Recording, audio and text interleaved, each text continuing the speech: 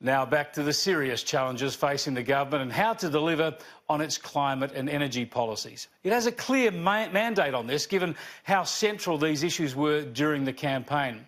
Voters were too smart to fall for Labor's absurd promises, not only pledging to more than double the nation's climate action effort without revealing any costings, but also suggesting Australia could somehow improve the global climate and reduce natural disasters.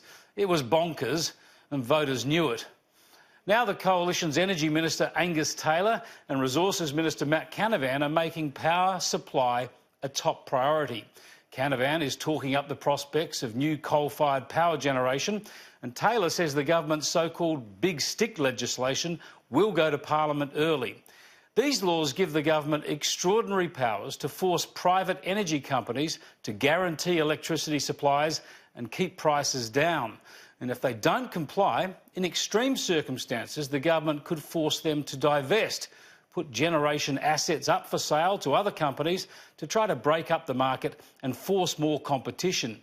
Many on the left, commentators and politicians, are complaining about these suggestions of the big stick or government support for coal generation investments. We actually live in a market economy. We don't live in a state-controlled economy. And that's important. That's important because not only am I not a climate sceptic, I'm a market sceptic. The idea that the big stick laws would interfere in the market is weak and it's wrong-headed. First, the market is so heavily regulated and so full of government interventions, especially climate measures such as the renewable energy target, that it's ludicrous to call this a free market. You can't subsidise solar, wind and hydro and then call foul at even the suggestion of support for coal. You can't back all the climate action of the renewable energy target or a national energy guarantee or emissions caps and then suddenly cry foul at yet another government intervention. The government created the energy market and wears the consequences for it, and so it must ensure that it works effectively, delivering reliable and affordable power. Second, the ability to tackle big business, guard against monopolistic behaviour and guarantee competition is one of a handful of core roles for government.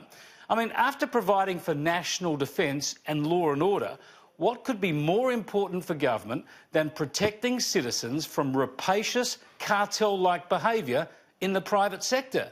Surely even the most hardline leftists would agree with that.